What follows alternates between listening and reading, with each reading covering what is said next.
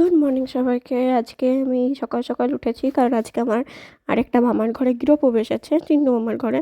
তো গৃহপ্রবেশ যাওয়ার আগে ছোটদি আর দিদুন আমাদের ঘরেই এসেছিলো প্রথমে।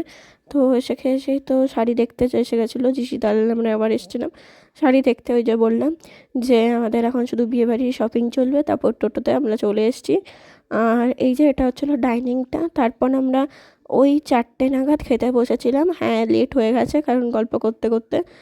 তো তোমাদেরকে আমি এখানে মেনু কার্ডটা দেখিয়ে দিচ্ছি, তোমরা এটাকে পজ করে এখানে দেখে নিও। আর রান্নাগুলো না সত্যি খুবই টেস্টি ছিল।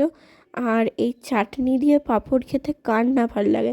এই চাটনি পড়ার পর শুধু পাঁপড়ের জন্যই তো আমরা দাঁড়িয়ে থাকি। আর আমার তো এই চাটনি দিয়ে পাঁপড় খেতে খুব ভালো লাগে। তারপরে খেয়ে দিয়ে আবার উপরে এসেছি।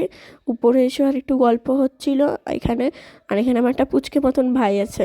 তারপরে 6:30টার সময়তে আমি ঘর চলে এসেছি, দিয়ে আমি এখন শুতে যাচ্ছি। মুখটা এখন খুবই বিচ্ছি লাগছে। যাই হোক, বাই।